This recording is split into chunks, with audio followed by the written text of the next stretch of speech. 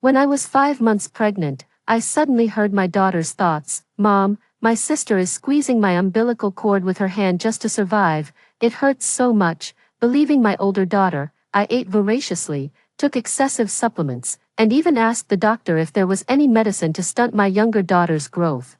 But during childbirth, the baby was too large. I suffered massive hemorrhaging, delivered only the older daughter, and passed away, resulting in 2 lives lost. Just before slipping into complete unconsciousness, I saw my newborn sister flash me a sinister smile. Fool, you believe anything you're told. I'll gladly take your fate, our sisters, and our fathers for myself. That's when I realized the sister I'd risked my life to bring into this world was evil to the core. When I opened my eyes again, I was back to the first day I could hear my sister's inner thoughts. Mom, it hurts so much. My sister is pinching my umbilical cord to get more nutrients. Hearing those words again finally pulled me out of the lingering haze of my rebirth. I'm truly back. Last life, it was after hearing this that I made a series of foolish mistakes. This time, no matter what kind of monster is growing inside me, I won't let her harm me or my child again. If I just ignore her, perhaps she won't be able to cause any trouble at all. Mommy, save me. Seeing that I wasn't reacting, the older sister in my womb tentatively made some faint sounds again. My heart turned to ice inside, but I kept a perfectly normal expression on my face as I gently rubbed my belly. The doctor said there are 2 babies in my tummy. You both need to be good now. Don't give mommy any trouble. My sister looked utterly bewildered by the affectionate gaze I was giving her. That's strange. I'm speaking so loudly. Why can't she hear me? Her words caught me off guard. Could it be that in this second chance at life, the heavens have granted me the genuine ability to read my sister's thoughts? Suppressing my inner excitement, I picked up a picture book and began reading softly. Little ones, mommy's going to give you some prenatal education. Just then, the front door swung open and Axel walked in with a beaming smile. Myra, I'm home. How are you feeling today? Have the little ones been giving you any trouble? He asked out of habit while changing his shoes. I set down the picture book. A gentle first-time mother's smile blooming on my face. The babies have been very well behaved. But I'm craving some cake today. Maybe the little one is giving me a sweet tooth. I acted completely normal, knowing this demon would only fly into a rage and resort to desperate, underhanded tricks once I slipped from her control. My sister started making a fuss again, spouting off some nonsense. Mom, don't eat the cake. I know you're lactose intolerant. It's my sister who wants it. She's trying to harm you. Have some chicken soup instead. It's nutritious. Hearing her inner thoughts, I raised an eyebrow. She's using every trick in the book to make me resent my unborn sister and prevent her birth, all for the sake of that measly bit of spiritual energy we possess. I imagine after I died in my previous life, she must have turned my husband's household upside down with her dramatics. Axel came over and gave me a hug, then gently rubbed my belly.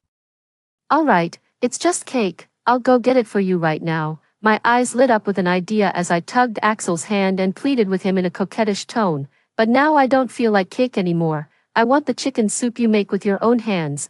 Could you go make it for me right now? Anything you want. Axel patted my head and turned to go into the kitchen. Mom, can you hear me? Mom, it's me. It's your big sister. When my sister heard I'd changed my mind, she thought I could hear her and started dancing around with even more excitement. Mom, I'll protect you. My sister is really mean, so please don't like her, okay? I just sat quietly on the sofa watching TV, pretending I couldn't hear anything. Looking back now, that sister of mine was incredibly noisy. Her thoughts were buzzing in my ears. There was never any real concern for my well-being. Weird. Can this wretched woman actually hear me or not? After I ignored my sister's inner thoughts yet again, she got so furious she just shut her mouth completely. No matter what, she's still the child in my womb, but hearing her call me wretched woman finally made my heart go cold. Axel made me some chicken soup, and as I drank it, I complimented him on his cooking skills. After the meal, he sat with me on the sofa and, out of habit, went to rub my belly. Just as his palm was about to touch my abdomen, a piercing cry of anguish exploded in my mind. Dad, can you hear me? My sister is bullying me. She's stealing my nutrients and kicking me. It hurts so much, Dad. Axel's hand froze mid-air, his smile instantly stiffening into a look of shock and a hint of panic. He stared in disbelief at my lower abdomen, then at me, his voice carrying a barely perceptible tremor. Myra, did you just hear something? What's going on? How can Axel hear it too? I was panicked. But then it hit me, since I wasn't falling for it. My sister had eagerly turned her claws toward Axel instead. Right now, I need to keep my cool. I immediately furrowed my brow, my face a mask of confusion and concern. Sound? What sound? Honey, are you so exhausted from work that you're hearing things? I reached out and took his hand, which was frozen mid-air, and pressed it against my cheek. Why don't you go rest for a bit? The babies are being so good.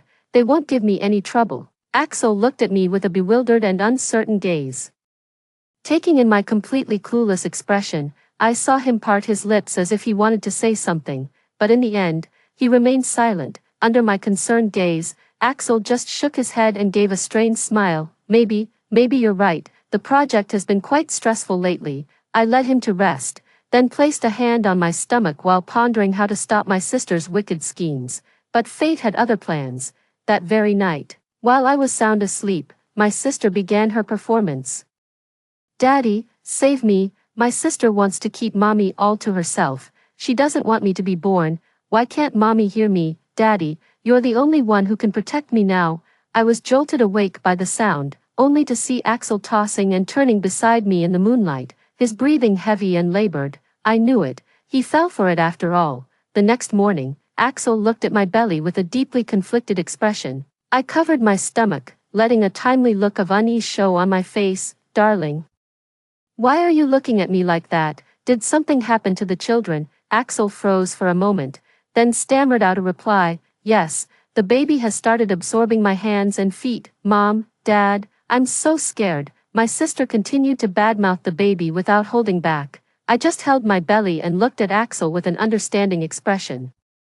Darling, I know you too well. You're feeling uneasy, aren't you? Should we go to the hospital today for another thorough checkup? It might help put your mind at ease.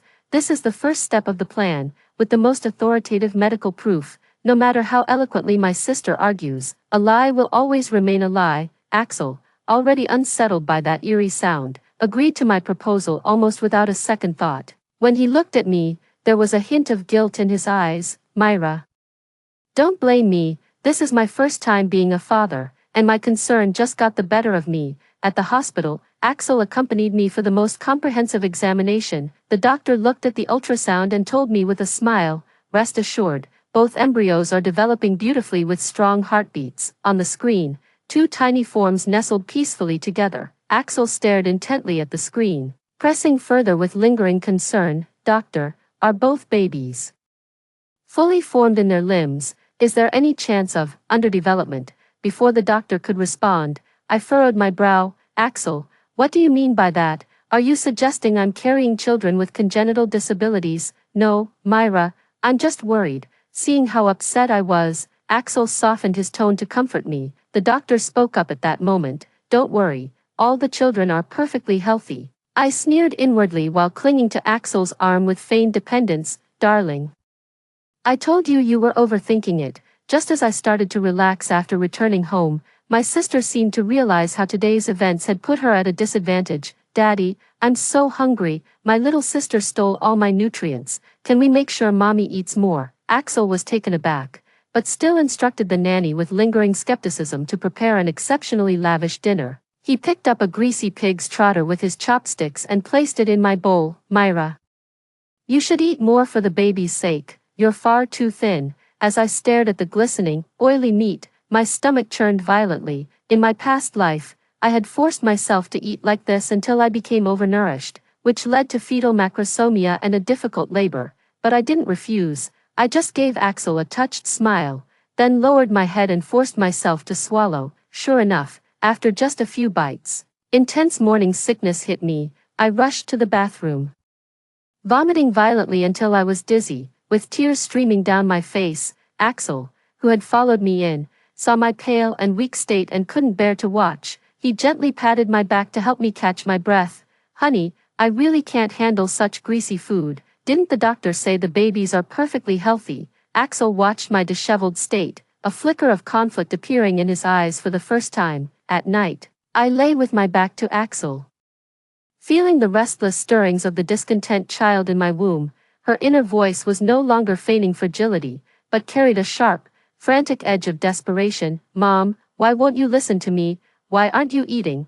Are you trying to starve me to death? Or, can you actually hear me?" Her words sent a jolt through me, but I only shifted as if experiencing pregnancy discomfort, eventually falling asleep to the sound of her incessant murmuring. After that, I hadn't heard from her for a long time and thought she had abandoned her sinister intentions, but as my due date approached, an inexplicable unease settled in my heart. However, Axel stayed by my side the whole time, offering me comfort and encouragement. I thought everything would proceed smoothly until the birth, but on the day Axel returned from work, she started causing trouble again. "Dad, I saw Mom hugging and cuddling with some man at home today." Axel's arms froze mid-reach as he stumbled backward, his finger trembling while pointing at me, veins bulging at his temples. "What exactly did you do at home today? Did any man come over?" My heart plummeted. She's trying to drive a wedge between us as spouses, and completely ruin my reputation and marriage, pushing me into a corner with no way out. I had it wrong from the start. It was never about luck or fate. She just wanted Axel all to herself. "Honey, I just watched some TV on the couch and took a nap." "Why do you ask?" "Mom is lying. I clearly heard her talking to Uncle Arthur next door. She said the baby in her belly is his too." "Dad, I only want you as my father." My unborn sister was screaming and crying, her voice piercing straight into my mind. I was certain Axel could hear it too. How could she slander me like this? Her words drained the color from my face. But Axel mistook my shock for the look of someone whose infidelity had just been exposed. "Myra, you're despicable, making me raise another man's child. Have you no shame?" "Darling, I didn't." I tried to explain myself, but in his rage, he shoved me to the ground. A sudden warmth spread beneath me, and only then did I realize what was happening, my hands flying to my stomach. "The baby, my baby." The fury on Axel's face froze solid the moment he saw the stark red pool beneath me. Instantly replaced by a flicker of panic, he fumbled to call an ambulance, but even as we waited for it to arrive, my sister's inner monologue just wouldn't stop. "Daddy, please don't abandon me. I'm your own daughter. I'll be good, I promise. Mom only likes my little sister. She doesn't like me." I could see Axel's expression grow colder with every word she spoke, but I kept my eyes shut, sweat and tears mingling on my face, offering no defense. I knew I had to deliver safely and bring my twins into this world, especially that little demon. I needed to see her leave my body with my own eyes before I could begin my revenge. When the ambulance arrived, I was rushed straight into the delivery room. That shove from Axel had sent me into premature labor. I screamed my throat raw in the delivery room, and even with the doctor's encouragement, my vision still grew hazy. The pain was unbearable, excruciating beyond words. At that very moment, my sister's familiar inner voice pierced my mind once more, sharp and dripping with undisguised malice. "You idiot, push harder. Your only remaining purpose is to deliver me safely. Once I'm with Dad, your days of comfort are over." Her words ignited a surge of fury within me, and hatred instantly renewed my strength. Amid the doctor's loud exclamations, this demon was finally born. Without a moment's hesitation, I kept regulating my breathing, and before long, my younger sister was born as well. 2 daughters, both perfectly healthy. The nurse brought the cleaned-up baby over for me to see. At that very moment, both I, exhausted on the delivery bed, and Axel, who had just reached the delivery room door with the mixed emotions of a first-time father, clearly saw a fleeting smile cross that demon's face. I reacted with timely shock and bewilderment, my pupils contracting sharply as I stared fixedly at that child. Axel recoiled as if struck by lightning, his face turning deathly pale as he pointed a trembling finger at the baby in the nurse's arms. "No, no, she just smiled. Newborns don't smile, Dad, they only cry at this stage." The nurse placed both babies in incubators, tended to me, and helped me to the hospital room, giving us a reassuring smile. "Could it be that you're just too nervous and seeing things?" Even as Axel entered the hospital room, he couldn't contain his shock, his voice trembled. "And nurse, could I request a paternity test with the children?" The nurse's smile instantly froze on her face. She looked at me helplessly, then turned to Axel, whose face was deathly pale but whose eyes held unwavering determination. "Sir, we understand how you feel, but the paternity test," I demanded. Axel cut her off abruptly, his voice rising with agitation. I need confirmation right now. I lay in the hospital bed, weakly propping myself up as tears welled up in my eyes and slid down my cheeks. Axel, is that really how you see me? What did I do to make you think I'm that kind of loose woman? Seeing my tears, Axel's tone faltered for a moment. Myra, it's not that I doubt you, it's just, he hemmed and hawed for ages, but couldn't give a straight answer. I sighed and closed my eyes, refusing to look at him. Finally, under Axel's relentless insistence, even bordering on hysterical threats, the hospital reluctantly agreed to expedite 2 paternity tests. The day spent waiting for the results was pure agony for both Axel and me. The 2 daughters were given names. The demon child was called Lilith, and her younger sister Hope. Axel's distrust left me bitterly disappointed, and I never gave him a warm look. He had no choice but to turn his attention to caring for the children, yet the voice in Lilith's mind never ceased. Instead, it grew sharper and more insidious. Whenever Axel approached her, she would always seize the moment to let out a whimper. Daddy, don't you love Lilith anymore? Lilith said something wrong and I'm so scared. Daddy works so hard. When Lilith grows up, I'll take good care of you too. Every time Axel heard her inner thoughts, he'd momentarily space out. I could see the torment on his face growing more intense. Finally, the test results came in. Axel practically snatched the report and started reading immediately. The report revealed that both Lilith and Hope are Axel's biological daughters. Axel leaned against the wall as if all strength had drained from him, letting out a hollow laugh.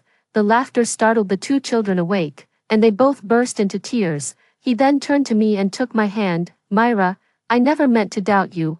I must have been out of my mind. The doctor sighed and patted him on the shoulder. Mr. Axel, as you can see, the results are perfectly normal. Perhaps the stress of your wife's childbirth has affected you deeply. Our hospital offers excellent psychological counseling. Axel nodded eagerly, as if clutching at a lifeline, but I knew this issue was far from over. In the days that followed, Axel treated me and the children with an almost penitent devotion. He took on every chore, awkwardly learning to change diapers, feed the baby, and burp her, while treating me with excessive caution and unwavering compliance. Yet whenever his gaze fell upon Lilith, that carefully constructed composure would inevitably crack.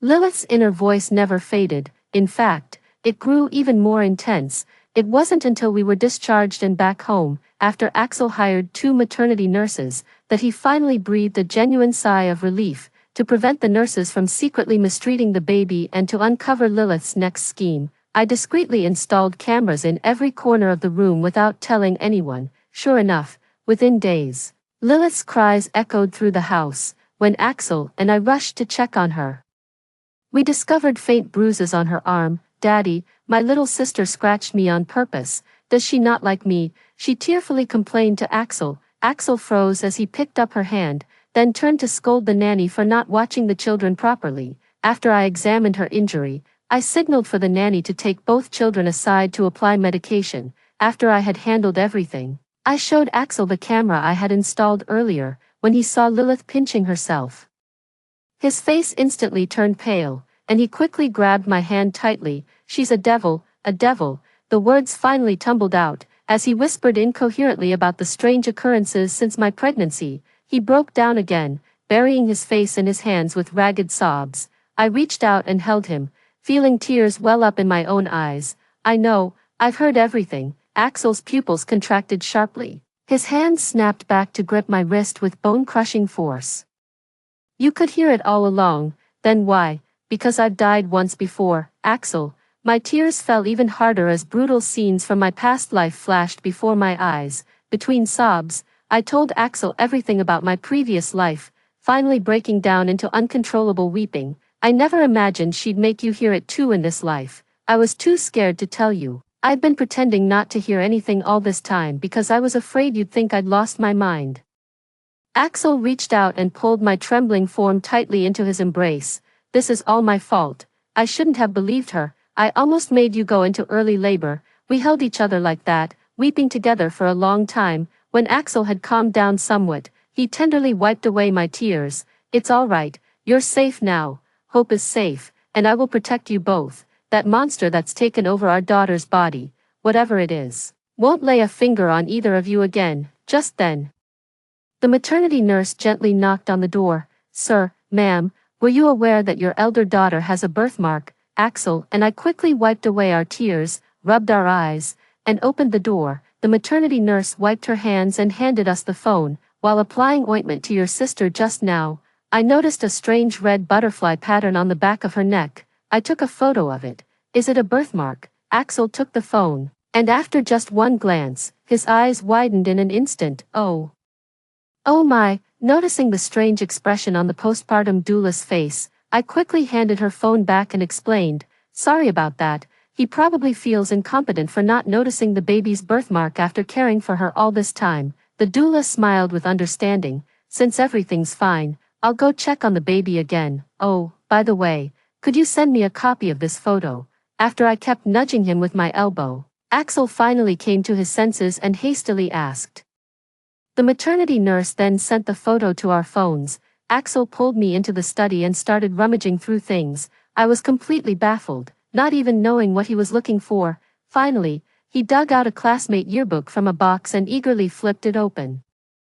"Got it." He held up the group photo from the yearbook, pointing at a woman as he spoke. "This birthmark, the placement, shape, color, there's no way this is just a coincidence." My eyes fell on the woman in the photo, the only one not looking at the camera. Her gaze locked intensely on Axel instead. "Clara, it's you," Axel murmured. "Clara, who is that?" I asked in confusion. She was my college classmate, with the exact same birthmark as my sister. I thought it looked familiar earlier. Back in university, Clara actually made a point of showing it to us. At the time, we all thought it was some kind of temporary tattoo. Axel seemed lost in thought. "Did Clara have feelings for you?" I asked. Axel froze at my question, then shook his head blankly. "Although I haven't had much contact with her, I can't rule out that possibility, but this birthmark is definitely no coincidence." After we cleared the air that day, all misunderstandings between Axel and I vanished, and we decided to investigate the connection between Lilith and Clara.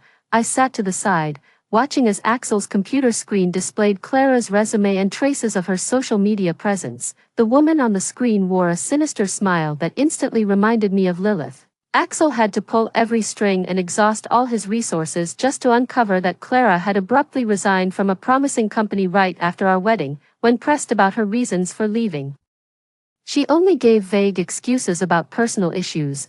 We then reached out to her former colleague, who could only offer hazy recollections. During that period, Clara was in a terrible state. Her face was pale, and she kept spacing out at work. I even heard she quietly asked around if anyone knew of any particularly effective spiritual masters. Said she wanted to get some kind of protective talisman. "A protective talisman," Axel sneered. "I'm more inclined to believe she was after some dark magic meant to harm people." Following this lead, Axel and I went through quite some trouble before finally connecting with an elderly gentleman living in seclusion on the outskirts of the city. Through a trusted elder, over the phone, we withheld some details, only mentioning that the baby at home was behaving strangely, as if haunted by some sinister presence. The old gentleman fell silent for a moment, then responded with just 4 words. "Suspicions require face-to-face discussion." While preparing to visit the old gentleman's house, we made sure to keep up the act to deceive Lilith. In her presence, Axel always played the fool, hearing her out before turning to question me, the nanny, and even Hope. I, in turn, maintained my role as the meek victim, never defending myself, just silently shedding tears. Hearing Lilith speak of me that way again stirred nothing within me. Yet, while assisting the nanny with the baby, I often noticed that even when Lilith seemed to be asleep, the slightest happy giggle from Hope would make her brow furrow deeply. I subtly teased Hope again, and saw her laugh even more joyfully, her little legs kicking in delight. Almost simultaneously, Lilith, who had been sleeping with her eyes closed, suddenly opened them. Her gaze held none of an infant's innocence, only a chilling anger, and even a touch of unease and agitation. I think I might have stumbled upon something. Meanwhile, Axel had everything prepared.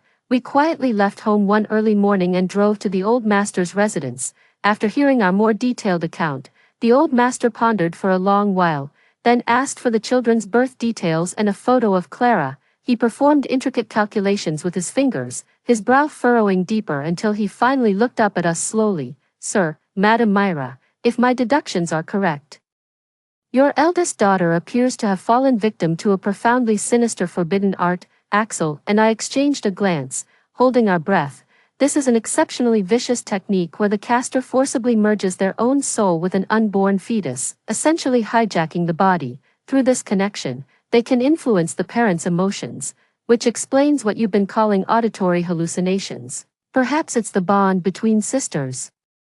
Or maybe your eldest daughter's spirit never fully departed, that's why she feels agitated whenever her younger sister is happy. Axel drew a sharp breath and pressed urgently for answers. Is there a way to resolve this? The old master gave a slow nod. This ritual requires the caster to use an object deeply cherished in her past life, something she was obsessively attached to, as an anchor. Through this artifact, she stabilizes her soul within the newborn's body. The item must remain close to the child, as their connection needs constant reinforcement. My spirits lifted at once, so all we need to do is find and destroy it. The old master nodded and added one more instruction. It must be completely destroyed at high noon, when the yang energy is at its peak. I quickly bowed deeply to the old master, with Axel following my lead. Sir, you'll be handsomely rewarded once this is done. On our way back, Axel and I eagerly began discussing.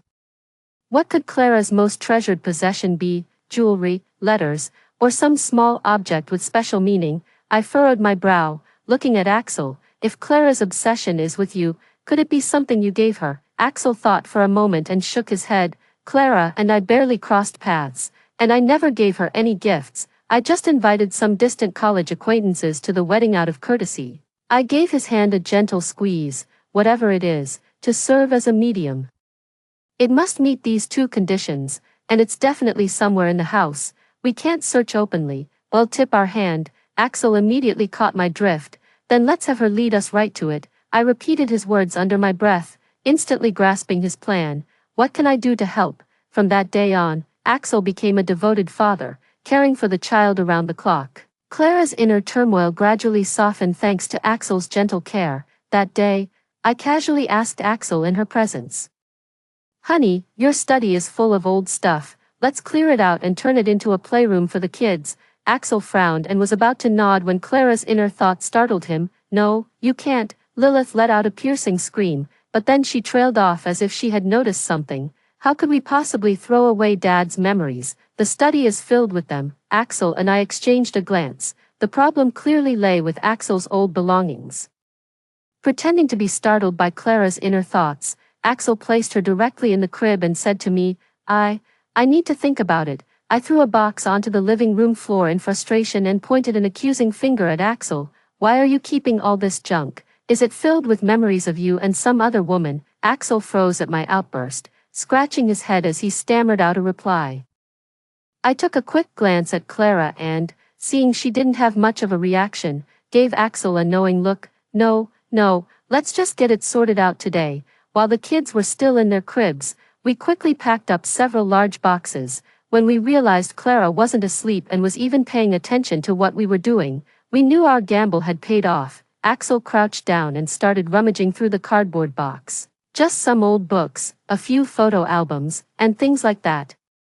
I knelt beside him, sifting through the items with my hands. Let's keep the photo albums, but these books and test papers are useless. We can just sell them all to the scrap collector later. Axel's hand stilled as he rummaged through the items. I knew he had found something, so I quickly leaned in to take a look. Is this yours? It's not some keepsake from an ex-girlfriend, is it? I shot him a displeased look. What? No way. Axel feigned astonishment as he examined the object in his hand. This music box. I truly don't remember who gave it to me. Maybe we should just throw it away.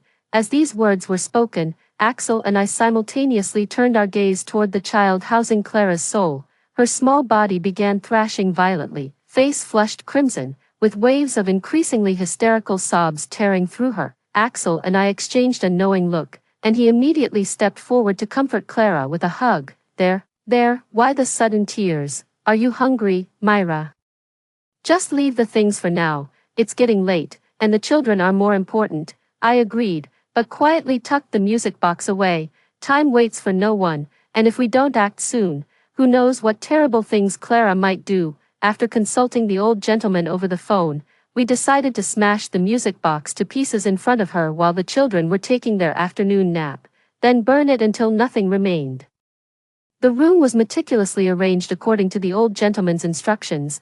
I held Hope tightly in my arms, guarding against any sudden outburst from Clara that might harm her. Axel stood at the center of the room, his expression grave. Last night, we asked the maternity nurse to pull an all-nighter, taking the two children out to play. Now, completely exhausted, they were both fast asleep. Axel took a deep breath, raising the music box as if to smash it against the floor. No, at that moment, a piercing, distorted shriek, utterly unlike an infant's cry, ripped through the air. The child in the crib contorted in agony, its mouth stretched to an unnatural width, while Clara's voice, dripping with venom, echoed through the room. Axel, you can't do this. I love you so much. I've been in love with you since the first moment I saw you in university. What does Myra even have?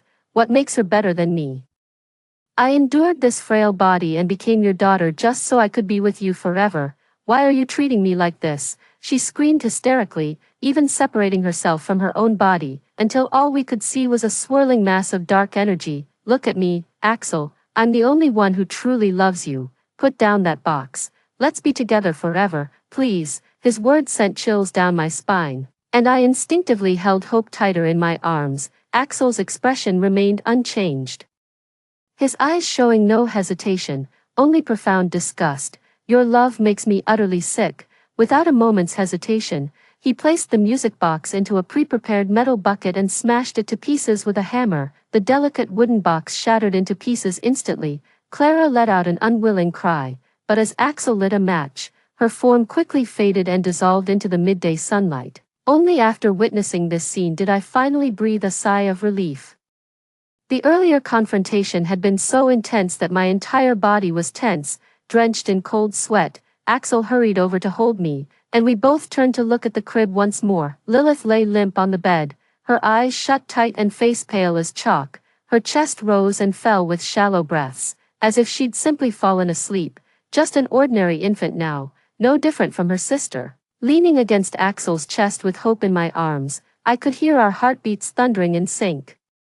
With trembling hands, I laid Hope down and went to check on Lilith. Her birthmark has disappeared. Darling, our child has returned to us. Axel held my hand and let out a long, relieved sigh. Yes, we'll raise them with all the love they deserve. A year later, Axel and I sat side by side on the picnic blanket, watching our two daughters crawl around with gentle affection. This past year has been good to us. Axel kept getting promotions and raises, while the studio under my management continued to bring in steady income. Of course, we poured all our love and energy into our two girls. Watching them babble and learn to speak, it was as if the shadow that once loomed over our family had never existed at all. Deep down, I knew Axel had still looked into Clara's whereabouts in private, but she had taken her own life long before we married. Her soul completely vanished. There was nothing left to stir up trouble. Still uneasy, he changed the children's names, hoping they would live out their lives in peace and happiness. Sunlight outlined the silhouettes of the two children. I leaned my head against Axel's chest, letting him tighten his embrace around me. The sun was just right, and the years felt serene. Story 2. I'm a female hero, the kind who saved people from the edge of a knife and became known all over the internet. However, the safety base refused to let me and my child in. We were bitten by zombies, leaving several bloody holes on our bodies, and we were tortured to death in the cold winter night, reborn for a new life. My kindness must be tempered with a poisonous edge. 1. October 11th, Friday, on the first day of my rebirth, I held my lost and found son and burst into tears. My son, with a look of confusion on his face, helped me wipe away my tears. He didn't know that there were only 30 days left until the zombie outbreak. In my previous life, I saved two children from a crazy person who was wielding a knife to hurt others. Overnight, I was lifted onto a pedestal by everyone and became a model of an excellent educator, with all kinds of honors pouring in. Who would have thought that after the zombie outbreak, these same people, just because I refused to throw my seriously ill son out of the base to die, said that I was wasting public resources and didn't deserve to be a teacher, and even blatantly abused and beat me. And the principal who had always praised me so much even accused me of being a virus carrier and personally drove me and my son out of the base. They calmly watched as the zombies swarmed up and tore my son and me apart and devoured us in that cold winter night. At the end of my memory, my thin son was covered in blood, with his big eyes wide open, and he softly said, "Mom, don't cry, I'm not in pain." My poor son, until his death, didn't understand why those uncles who had once held him and smiled at him, and given him candies, suddenly became scarier than the zombies. It's ridiculous that in my previous life, I was so complacent that I didn't listen at all to my husband's preaching about my safety. I even arrogantly said, "I want to be excellent, I want to be high profile, I want to draw my sword to help when I see injustice." Isn't being low-key and cautious just being a coward?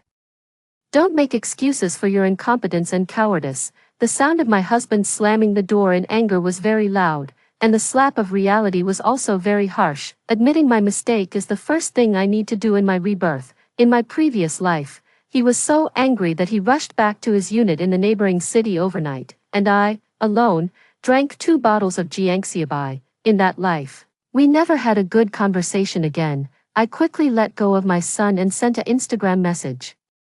"Honey, I had a nightmare last night. I dreamt that I was stabbed to death by a crazy person. Andy kept crying and pestering you to find his mom. At that moment, I realized how important you and our child are to me." It quickly showed that he was typing on the other side. After a long while, there was no more movement. "Honey, I'm really scared. If I were to die like this, how sad you and the child would be." "Then why did you rush up so recklessly? Didn't you know how to call the police? Didn't you know how to call the security guards?" Well, the fact that he replied means it's working. Yeah, I was too impulsive. I will definitely think things through in the future and not play with my own life. I hope you really remember that. Straight men are just like that, even their expressions of satisfaction are so blunt. But honey, I'm so scared being alone. I can't fall asleep just thinking about that scene. Got it. Well, he got it. Then everything will be easier to talk about. I started calling the real estate agents. The end of the world is approaching, and the time when my child got sick in the previous life is also coming soon. I need a large amount of cash. The agent made an appointment for a face-to-face interview at 2 p.m. to check the property. Wesley walked into the house with the chime of 10 o'clock. At this time, it had been 3 hours since my rebirth. Facing the bloody disaster that was about to repeat itself, he would be my most reliable teammate, too.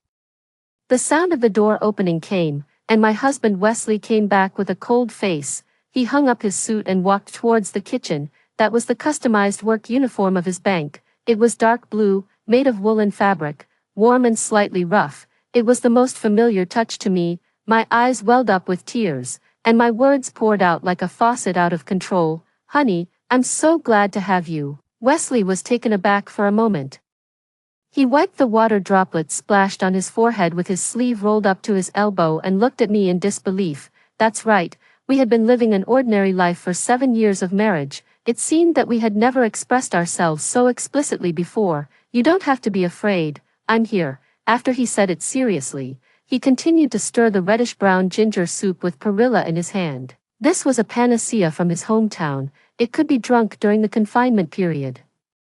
When having a stomachache, when not sleeping well, or when having menstrual cramps, scenes of the past emerged in my mind, and I decided to tell this man everything. "Are you saying that the city will be occupied by zombies and the source of the virus is in the hospital?" From my incoherent babbling, he immediately grasped the key point. "Then how do the zombies mutate? Through blood, air, or skin contact? You'll turn into a zombie only if you're bitten by them.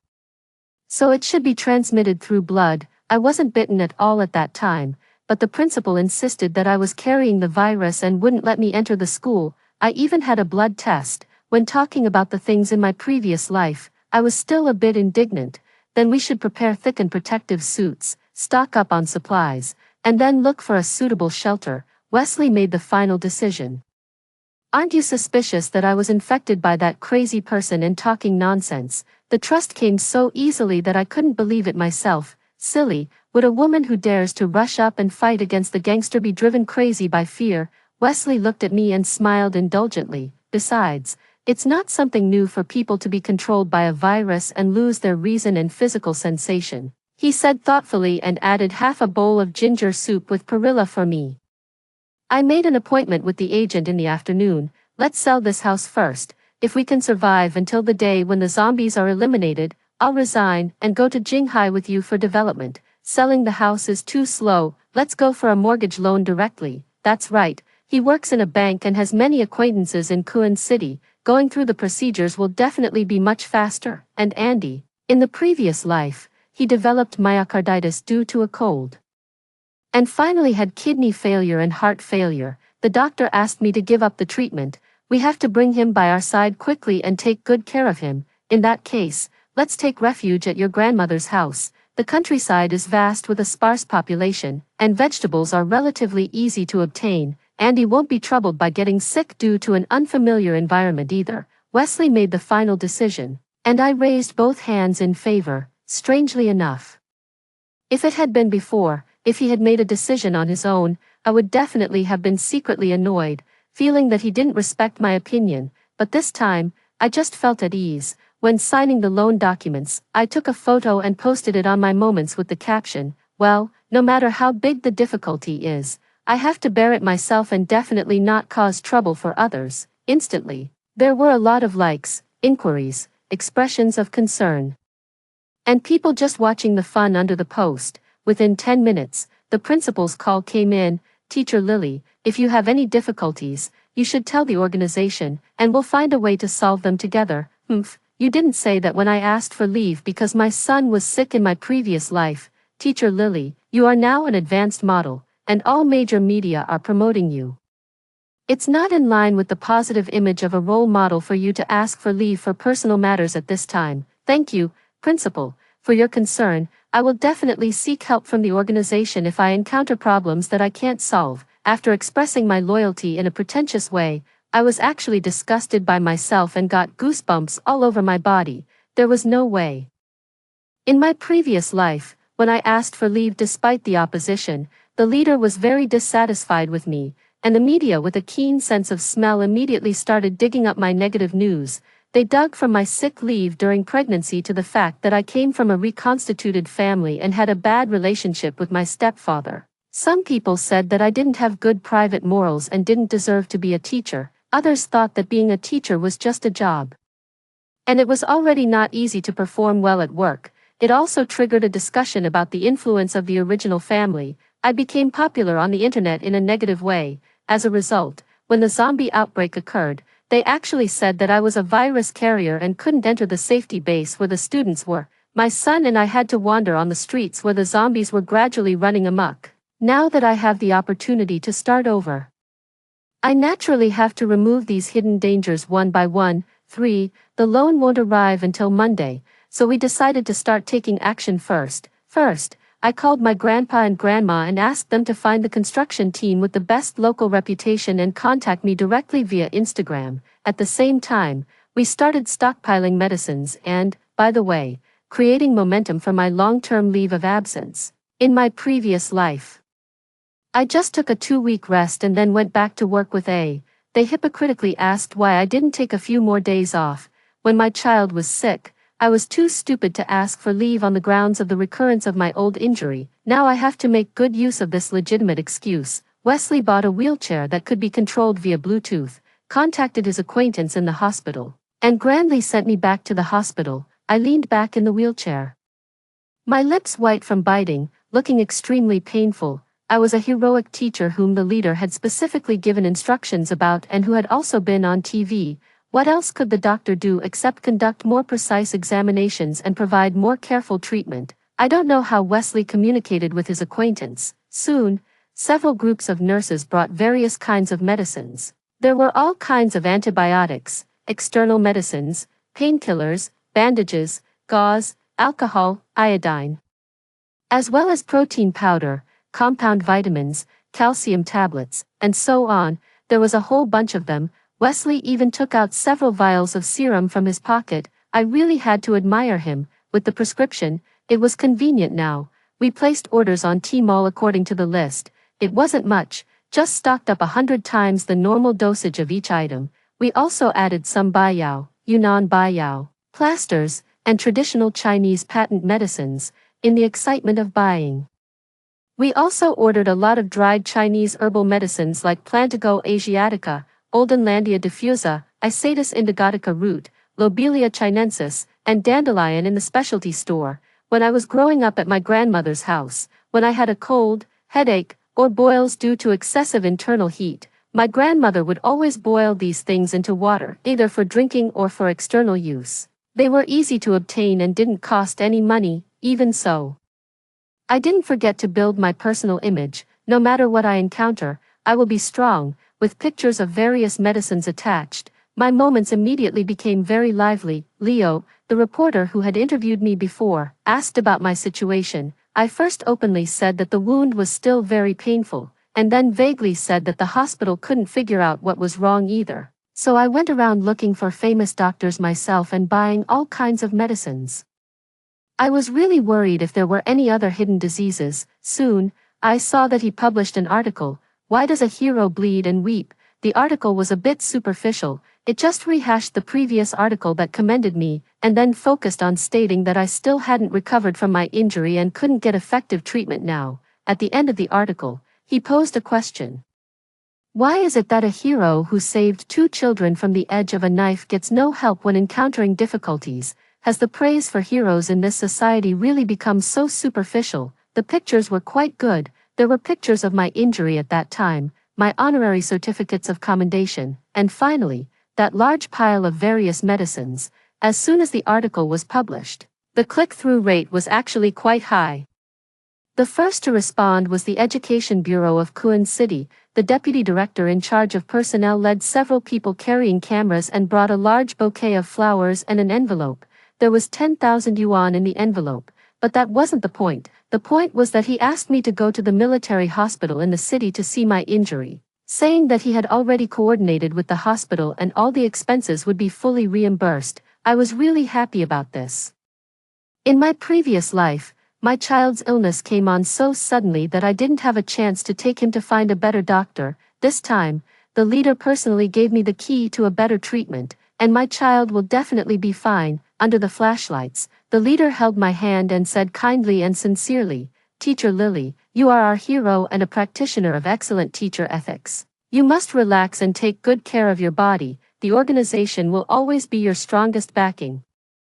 I was so moved that I almost choked up. Thank you for the leader's support and concern. I will strive to return to my teaching position next semester. The leader's face froze for a moment, but he made a full promise. I felt so satisfied inside. It really is true that the one who strikes first gains the upper hand. You know, Leo was the one who exposed my sick leave during pregnancy in my previous life. He only said that I took leave as soon as I got pregnant, without considering the critical moment when the students were in the final review period at all. But he deliberately didn't mention the fact that I had had 2 miscarriages and was diagnosed with threatened abortion this time. Now, he has become the driving force for me to obtain various benefits. It really makes me feel very good. In the evening, the matter of my persistent injury not healing made it to the 3rd place on the hot search. There were even people who wanted to donate money to me.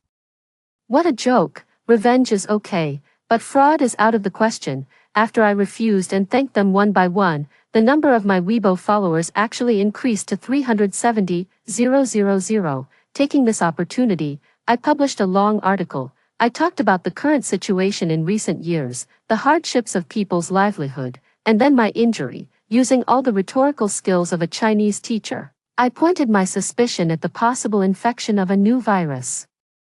At the same time, I hinted to everyone to stock up on supplies and pay attention to protection. Looking at the countless hugs and prayer hands emojis below the article, I smiled sadly and closed the page. There's no way, there's really not much I can do, for the foreman in my hometown knew very little about the materials outside and couldn't explain clearly on Instagram. So I asked him to help me expand the air raid shelter in the back mountain, trying to dig through the mountain as much as possible.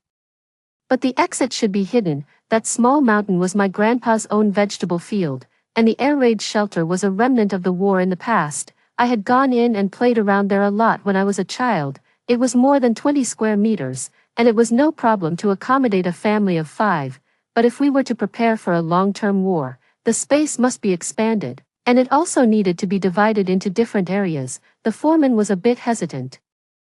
Saying that the project was too large and he was afraid of a landslide, I directly transferred 60,000 yuan via Instagram as a deposit. He immediately discussed with me what diameter of steel pipes to use for support. The time was too tight, and it was definitely too late to pour concrete pillars for support, so I asked him to purchase steel pipes and, by the way, dig a well inside. The well in my grandpa's backyard was the groundwater from the back mountain, as long as it was dug deep enough.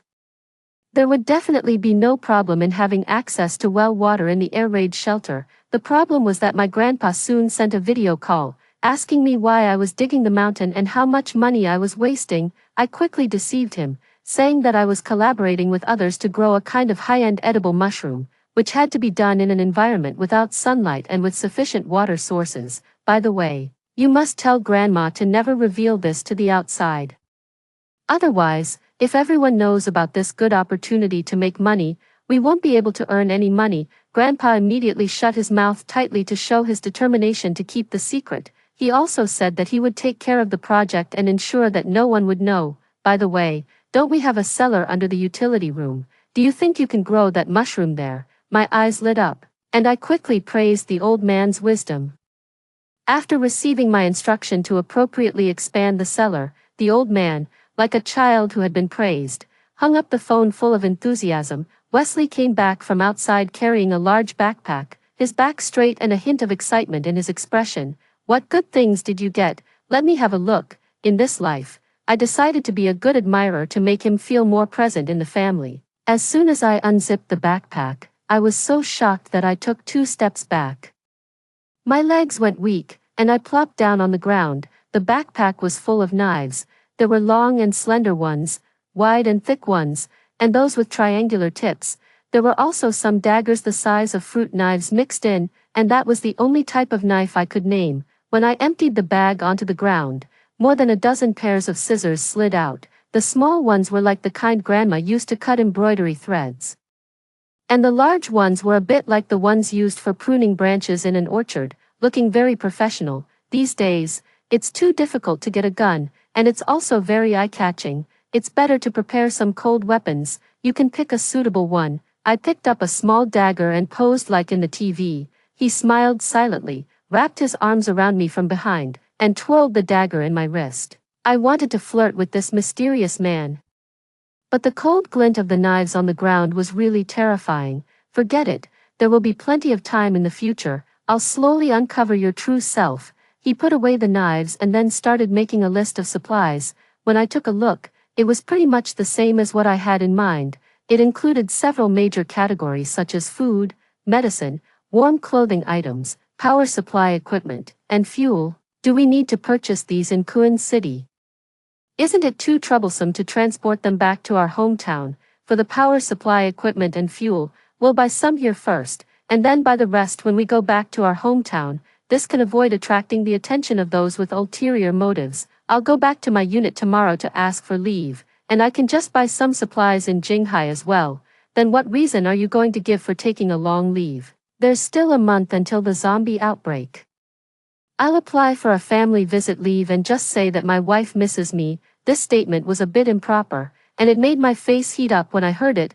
We've been married for 7 years, and our child is already over 4 years old. We've done more intimate things before, but saying it so openly was indeed a very novel experience for us. He also felt a bit uncomfortable, cleared his throat, and took out his phone. He transferred 200,000 yuan to me. It's not the end of the world yet. You must never embezzle public funds. I jumped up in fright. You've always refused to spend my money, so I have nowhere to spend this money. After all these years, do you think I need to embezzle public funds to save hundreds of thousands of yuan? You really underestimate me. He smiled, looking a bit proud and a bit disappointed, perhaps due to a subtle sense of pride. Ever since I moved into the house he bought with full payment, I had always insisted on paying for all the living expenses.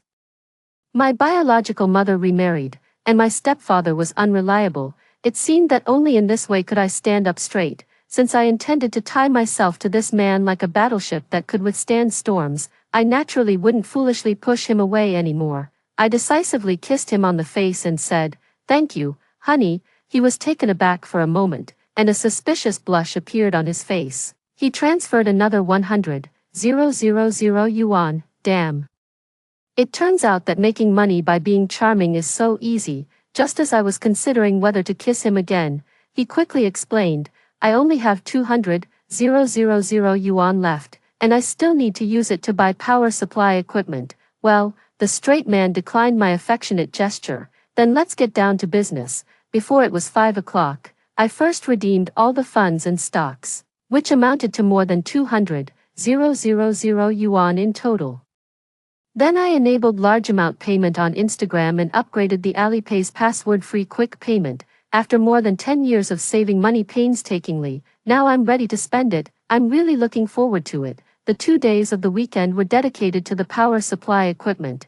Although I didn't understand anything, it didn't prevent me from being the best listener at all. I was stunned when hearing about the floor area, material, power, production capacity, etc., and I couldn't even nod in agreement at the right pace. Comrade Wesley looked so casual that the salesperson really thought he was a coal boss who was building a farm for fun and specially recommended extremely expensive equipment to him. I grabbed his sleeve tightly. If we were deceived, we wouldn't be able to do any of the subsequent purchases. Fortunately, he calmly selected a set of equipment with a total price of 140,000 yuan. After adding some parallel lithium batteries and other things, we could still have enough money left for 2 cups of milk tea out of 150,000 yuan. I just mentioned it casually, and he really took me to have milk tea. It was 22 yuan per cup, and we each had 1 cup. If it were before, I would have thought it was a waste. With this money, wouldn't it be better to buy a caddy of shrimp and cook it at home? We rarely ate outside except when his friends came over.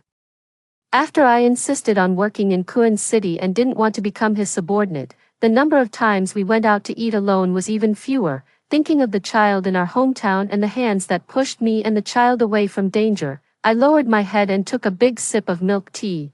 It was slightly sweet and slightly hot, making me feel warm. 5. After accompanying him to apply for leave, we rushed back to central Hunan. He drove a gray Jinbei van, which he bought from the second-hand market yesterday. Our own Accord was parked in the backyard of his bank. The security level here is always higher at any time. The Jinbei van was loaded with the equipment we had procured these days and various medicines bought offline. All the items purchased online would be sent directly to our hometown, which could avoid secondary handling. At each service area, he would quietly pour the remaining fuel in the fuel tank into the specially prepared sealed gasoline barrels, and then fill up the tank again. Looking at that row of large barrels lying in the back seat, I felt really uncomfortable, but he looked so calm and drove the car steadily. It was already late at night when we got home, which made it convenient to unload the supplies without anyone noticing. Andy had already fallen asleep, and Grandma said he had been waiting for us for a long time. Looking at the remaining tears on the sleeping child's face, my heart ached like soft tofu. In my previous life, I didn't even have a chance to hug him properly before the doctor pronounced his death sentence. In this life, I must protect Andy well and let him grow up healthy and happy. Wesley probably sensed my emotions and quietly hugged me in his arms. As soon as it dawned, we went to inspect the renovation project of the air raid shelter and, by the way, asked the foreman to dig a 1.5-meter deep pit at the farthest place from the well. This was a reserved dry toilet. In extreme situations, I wanted to ensure that the whole family could live normally in the air raid shelter. There were some things that didn't need to be known to the foreman entirely. Before I knew it, I had changed from a straightforward and impulsive person to a scheming woman who kept something in reserve when doing things. There was no time to sigh with emotion. The steel and bulletproof glass ordered by the company have been delivered to the door. The commotion was so loud that it inevitably attracted many villagers. I'm collaborating with a boss in the city and preparing to try 3-dimensional vegetable planting. Our mountains, water, and soil here are all excellent. People say that the vegetables grown here will definitely sell for a good price. Dear grandparents, uncles, and aunts, if you're interested, I can provide you with free seeds for you to try planting some. People don't want things for nothing. Immediately, someone asked me for seeds. Farmers are best at taking care of the land. I just reminded them that this was a new variety and was very precious. Immediately, Some shrewd housewives said that they must plant it within their sight so that others wouldn't take advantage of them. This was the story that Wesley and I had come up with on the way, with the end of the world approaching. This was the only way I could get everyone to prepare more supplies. With this preparation, the work of erecting the steel frame went very smoothly. It covered an area of 1 mu, the front yard, the utility room in the east, the pigsty in the west, all the way to the well and vegetable garden in the back mountain were all connected by a steel frame to form an oversized pigeon cage. The door was still left with a width of 2 meters and was equipped with 2 sets of locks. One visible and one hidden. A distance of 1 meter was left around the steel frame, and then an anti-theft glass was used to enclose a space inside, including the main building. The steel frame was to block the zombies, and the bulletproof glass was naturally to defend against humans who had gone crazy for survival. Grandpa stared at the work without taking his eyes off it, and he was more energetic than usual. Grandma kept mumbling about how much money this huge project would cost. I held Andy and took Grandma to the supermarket. Although we had already purchased a lot of compressed biscuits, self-heating food, instant noodles, and other instant foods from Kuan City, we still lacked a lot of things. To let Grandma go all out, I brought up the big boss in the city again. I told her that all these could be reimbursed, looking at Grandma who was shopping enthusiastically and my son who was beaming with joy. I couldn't help but raise the corners of my mouth. 20 bags of 50-kilogram rice, 10 bags of 10-kilogram flour, 20 gin each of mung beans, soybeans, peanuts, and sesame seeds, 10 barrels of vegetable oil, and 5 bottles of sesame oil, 2 carts of toilet paper and facial tissues, 10 large packs of wet wipes, 5 packs of adult diapers. I bought enough sanitary napkins for a year. I bought 10 boxes of lighters, ordered 10 portable liquefied gas stoves, and 200 matching small gas cylinders, pepper, chili sauce, vinegar, and tea were all stocked up according to the amount for a year. Sunflower seeds, peanuts, gianlibo, a kind of beverage, potato chips, biscuits, and beef jerky. I finally achieved snack freedom. The supermarket in the small county town was out of stock because of my purchases, and we had to arrange for delivery the next day. As a bonus, I asked for 10 bath towels and 2 boxes of Snickers. I sent Grandma, who was already a bit dazed, home and told the workers to install 2 rows of shelves in the utility room. Then Wesley and I set out to grab more goods again. First, we ordered 100 barrels of mineral water. In fact, there were already 2 wells at home now, but we still thought it would be better to store some water indoors. After all, water is the source of life.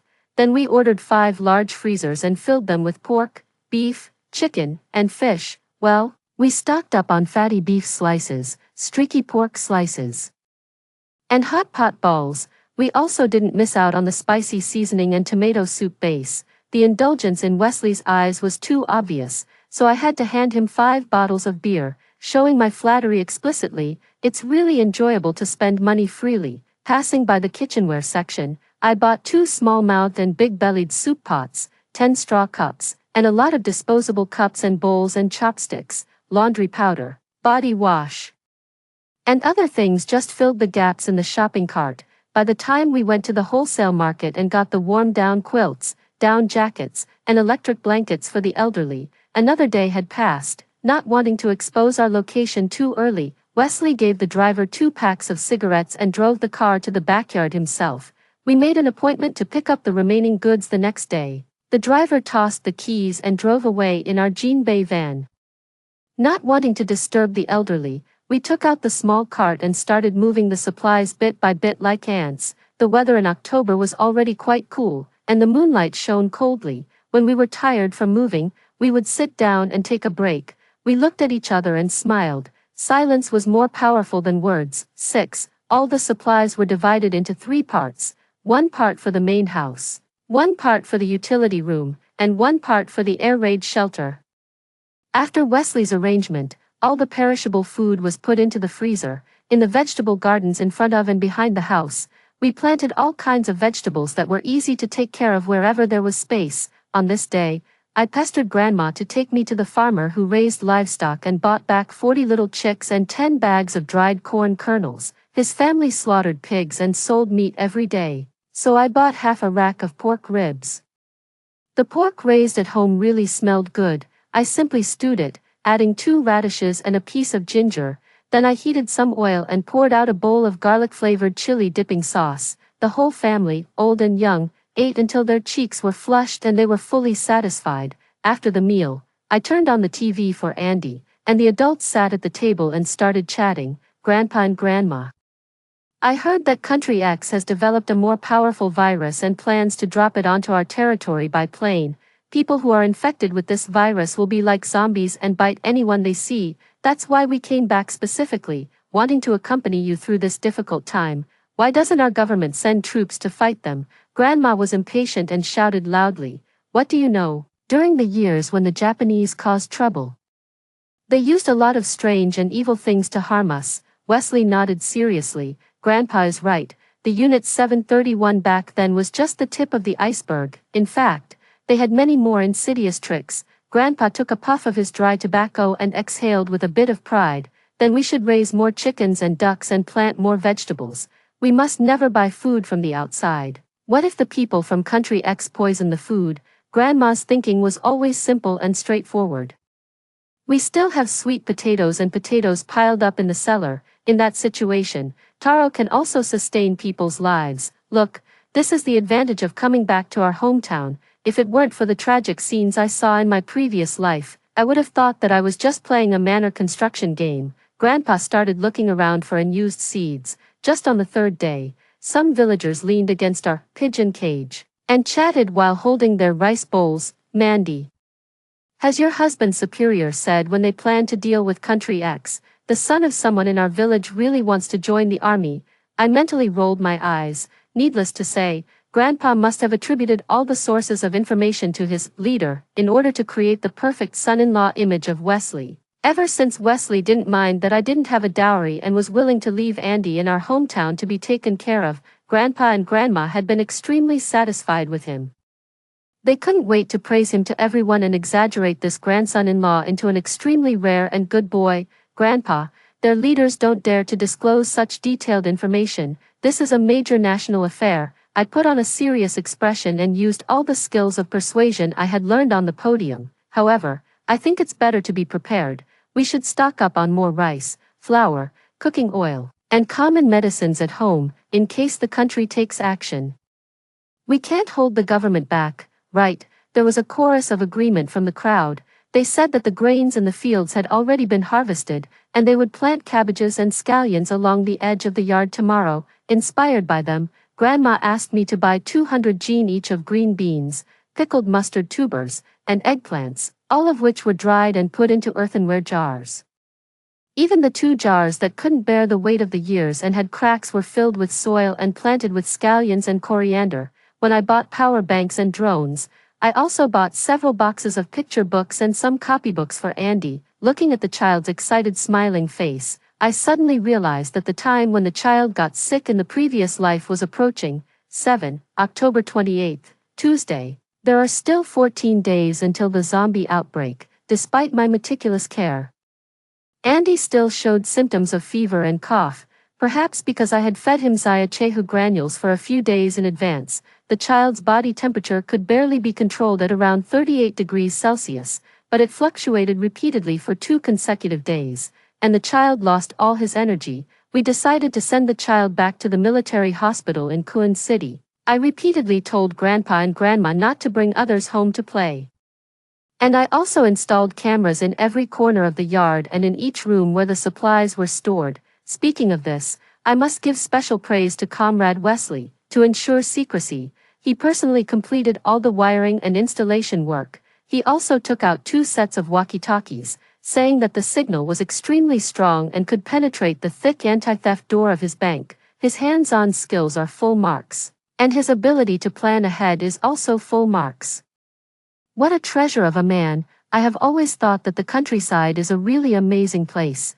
It can always achieve information sharing without 5G signals. When they heard that we were taking the child to see a doctor, those who were free came to see us off. Some brought freshly boiled eggs, and some handed over a bag of warm chestnuts. Everyone stroked Andy's smiling face and kept saying words of comfort and blessing, hoping that we would come back soon. The figures in the rearview mirror became smaller and smaller. And I felt that I was also shrinking. It was as if I had returned to the days when I was not favored by my stepfather and smiled shyly while riding on Grandpa's shoulders. They surrounded me like this, looking at me curiously, and kindly offering an egg, a few chestnuts, or a fragrant roasted sweet potato. A hand was placed on mine, warmly wrapping it. Wesley drove without looking sideways, looking seriously cute. The doctor in the military hospital thought I was being too nervous. But he also admitted that a cold could potentially lead to myocarditis or even failure of all organs in the body.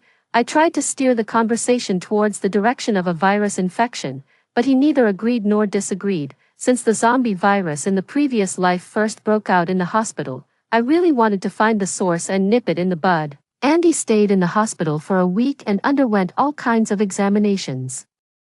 The little guy looked particularly lonely and vulnerable lying on the MRI table. I took a short video and added the caption, "I protected other people's children, and I will definitely be able to protect my own child." I received condolences from the leader, an extended leave of absence, and countless likes and blessings in my moments. The parents of the 2 children I saved even specially went to the hospital and gave Andy a safety amulet.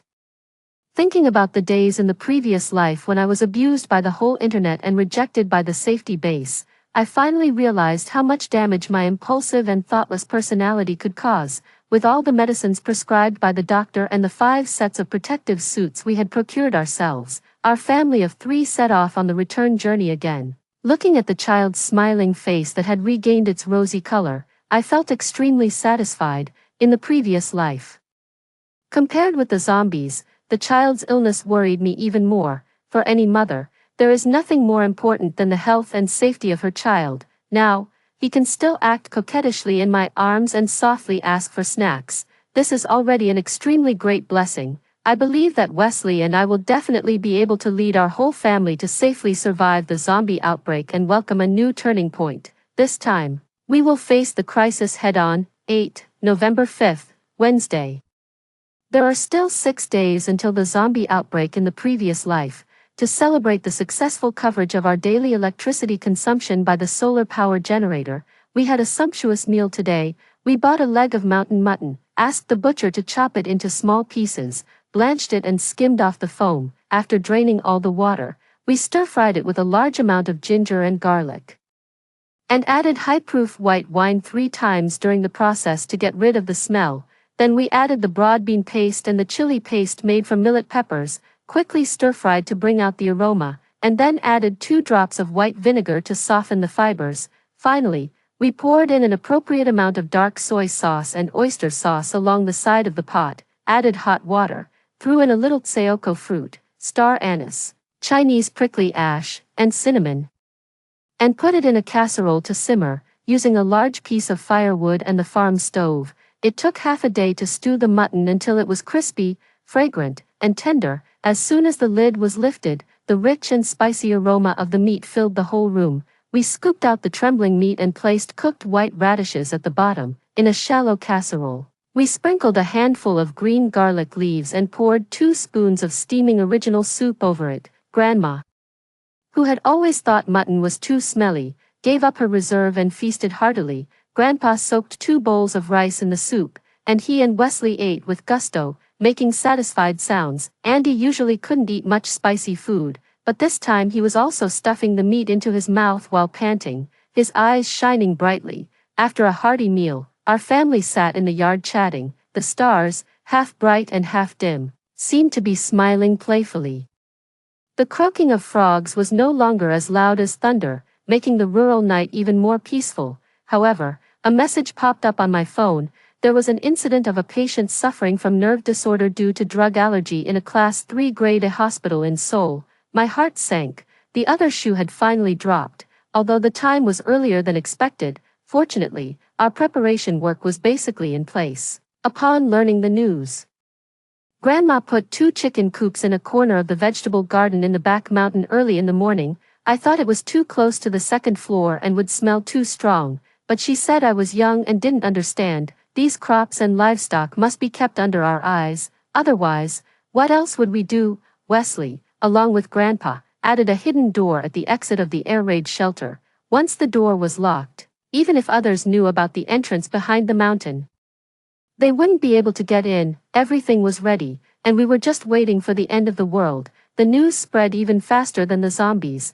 On the third day, the whole village knew that Country X had dropped a virus, which was highly contagious. Everyone started hoarding goods like crazy, and the supermarkets in the county and the town were all sold out. The owner of the grocery store at the entrance of the village became a popular figure, and many people wanted to arrange a marriage for his 19-year-old son. On the fourth day, some people started returning to the village with their families. When people smell danger, they always think of their hometowns at the first moment. On the fifth day, the villagers began to rush to cut the half-yellow and half-green weeds in the fields, and the cows and sheep were tied up at home. 9. November 10th, Monday. The first case of a zombie occurred in the urban area of central Hunan. Before this, many cities had already fallen. The official media reported that this was an epidemic with extremely high infectivity and strong lethality, and the source of the virus had not been found yet. The government was studying prevention and control plans and asked all citizens to stock up on supplies, reduce going out, and do a good job in protection. At first, many people who had experienced the epidemic didn't pay much attention. They thought that as long as they didn't go out, everything would be fine. But as time passed, the supplies at home were getting fewer and fewer, while there were more and more zombies outside. Breaking through and getting out became the only way to survive. So, on the internet, there were scenes everywhere of families driving to escape. Some people even became internet celebrities by live streaming their escape experiences. But as more and more people turned into zombies, social order became more and more chaotic, and transportation gradually broke down. According to our observation, the process of a person turning into a zombie takes about 24 hours, which brings great difficulties to the prevention and killing work. Many people, one minute they were congratulating themselves on a successful escape, and the next minute they died at the hands of their companions. I witnessed with my own eyes that the internet celebrity who was live streaming his escape was bitten on the carotid artery by his wife, and he lay on the ground twitching and wailing. And his wife, who had already turned into a zombie, rushed towards the camera wildly, with a blank and expressionless face. My stomach twitched, and I vomited with a wow. From that day on, I completely put down my phone. Gradually, the TV signal was also cut off. Our village became an information island. November 21st, Friday, our village lost power. Before this, the village head had already led people to block the only cement road on this side of the wall. Each family sent someone to take turns guarding. This was to prevent people coming back from outside from bringing the virus, but there were still people who came back with great difficulty. Some of them came with their families, and some came alone. They knelt down by the newly built cement wall, crying and begging desperately. Village head, it's Harry, my old mother is still waiting for me at home. Uncle, it's May, I wasn't bitten, please, let me in. There were also people who thought about abandoning their cars and returning to the village along the small paths in the mountains, but no one was willing to part with the supplies in the car that they had managed to bring back with great difficulty. Those supplies were the hope of survival. Looking at these people who were pleading bitterly and were on the verge of collapse and despair, I remembered the bitterness and helplessness I felt when I was rejected by the safety base. And I burst into tears. I even had nightmares all night and couldn't fall asleep. Wesley always pulled me into his arms and gently patted my back without saying a word. 2 days later, I heard a lot of people gathered outside our pigeon cage, and it was very noisy. Thank you, Mandy. Thank you for saving my son. This was Grandma Shaw from the East. She lost her husband when she was young and raised Harry alone. We really owe it all to your husband, Mandy.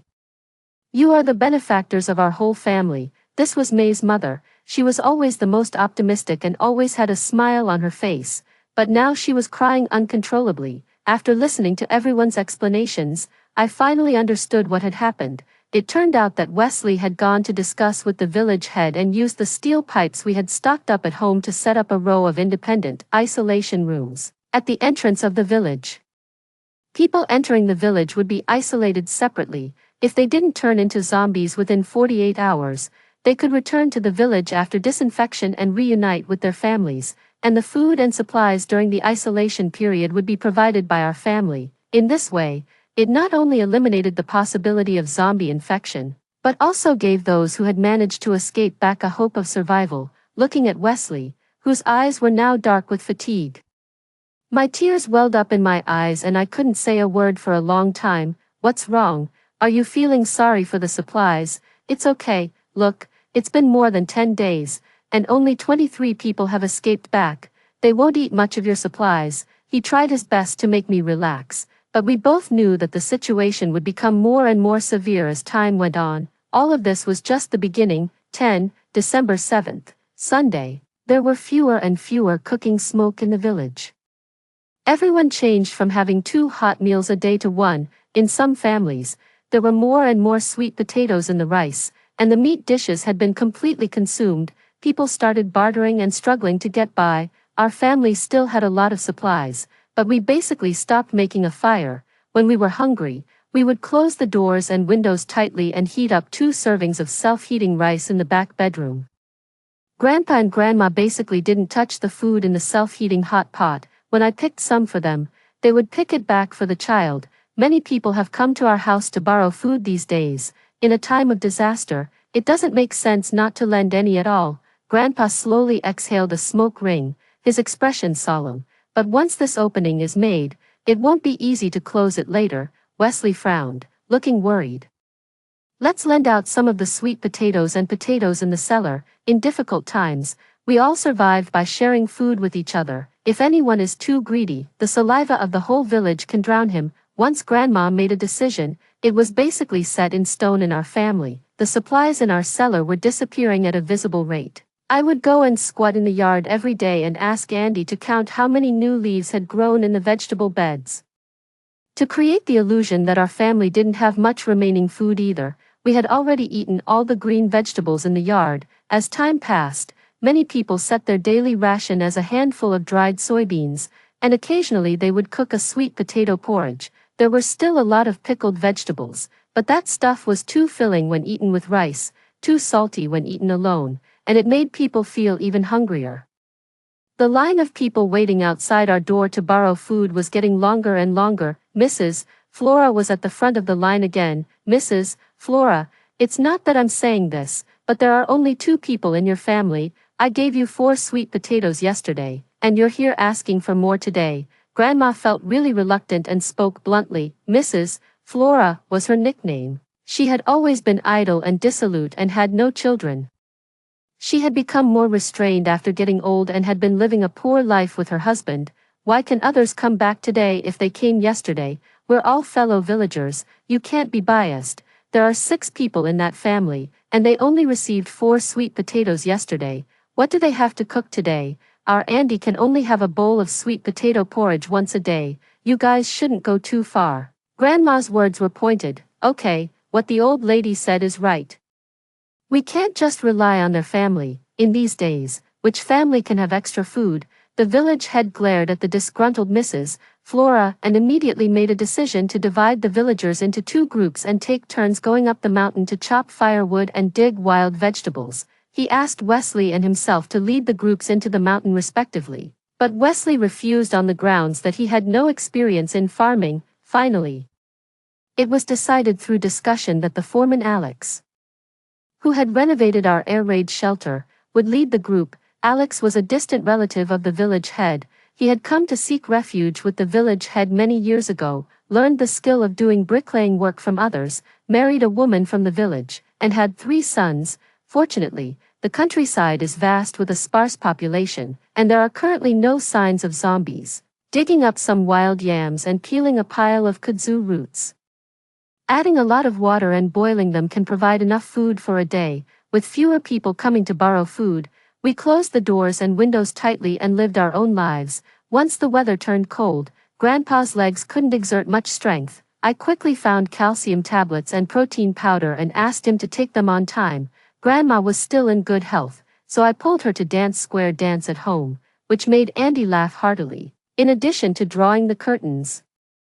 We also blocked our bedroom tightly with a quilt. In the evening, we would gather here, open a can of luncheon meat, roast it on a small stove, and share it solemnly. When we really craved meat, we would boil a pot of clear water, throw in a seasoning packet, and enjoy a hot pot feast that couldn't be publicized. the cable TV network had already broken down. And our pastime was to accompany Andy to read books and occasionally practice calligraphy, when I accompanied Andy to read picture books.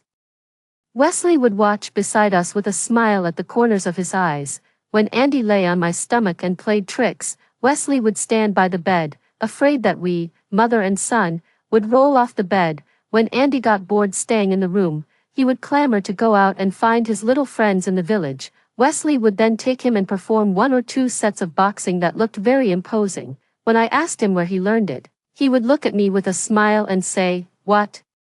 Can't an old man surf the internet?" This was an inside joke between us. Wesley was 11 years older than me and was often teased by our colleagues about an old cow eating young grass. During the blind date, I just thought that the man in front of me didn't talk much and had a stable job. Although he was a bit old, maybe he would take good care of people, so we got married in a hurry. After marriage, he was very attentive and meticulous to me. But he had extremely incomprehensible in many aspects. For example, pedestrians must keep to the right and be on the innermost side of the road. I couldn't wear sleeveless clothes or skirts above the knees. No matter where I went, I had to report on time and come home on time. This made me very frustrated. Although I didn't have a biological father since I was a child, I really didn't want to find a father for myself. So I called him an old fool and a remnant of the Qing dynasty. He didn't argue.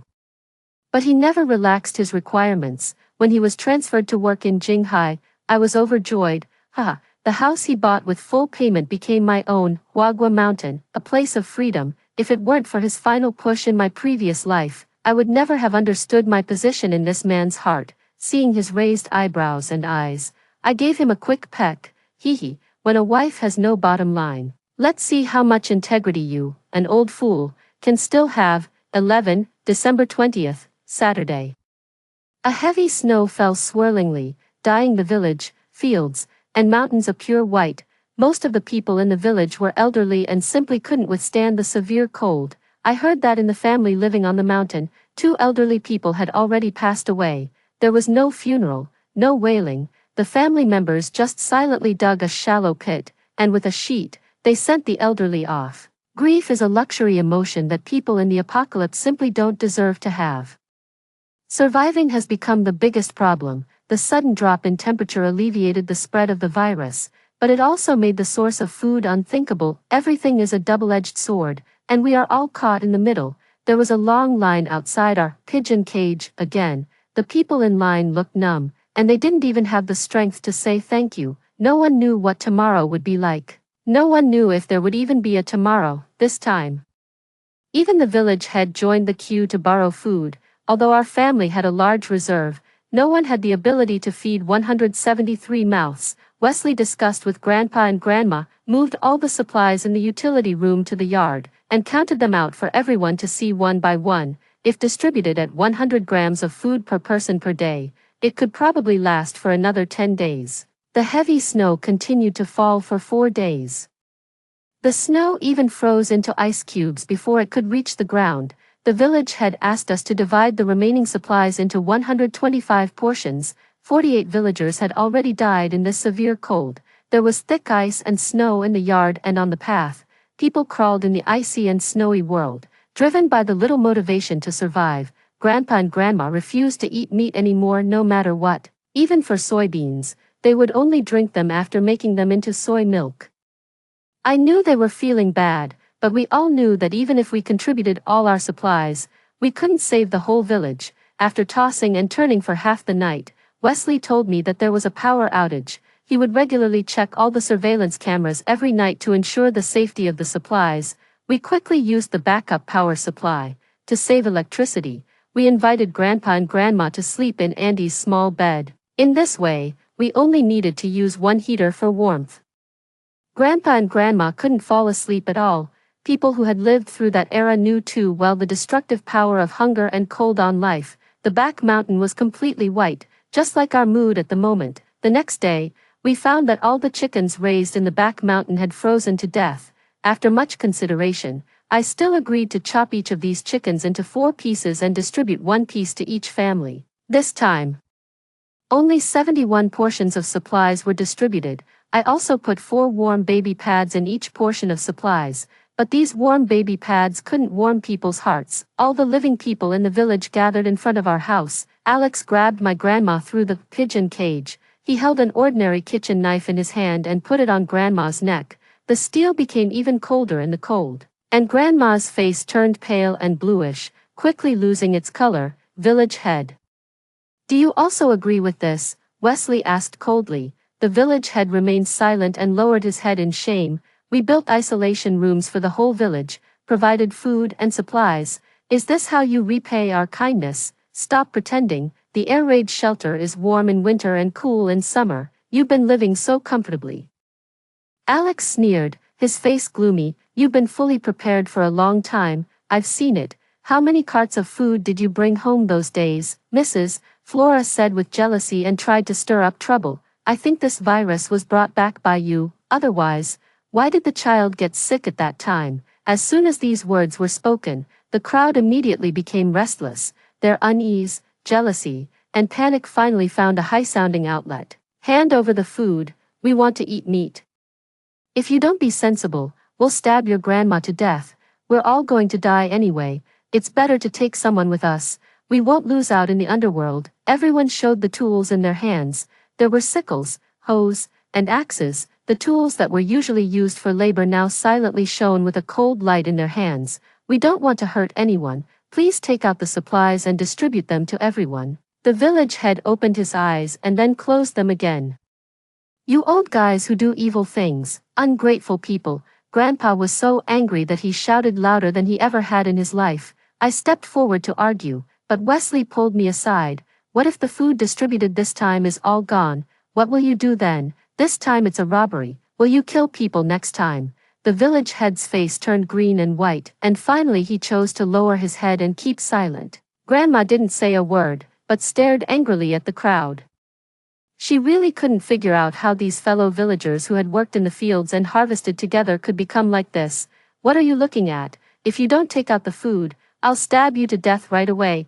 Wesley handed out the supplies one by one with a dark face. Some people took the supplies with their heads held high. Some people took the supplies and mumbled a word of thanks. Finally, only Alex was left. Wesley walked over with the things, handed the bag to him with his right hand, and with his left hand, he quickly flicked out a small knife, which hit Alex's wrist precisely. Alex winced in pain, and the kitchen knife fell straight down, making a white mark in the snow.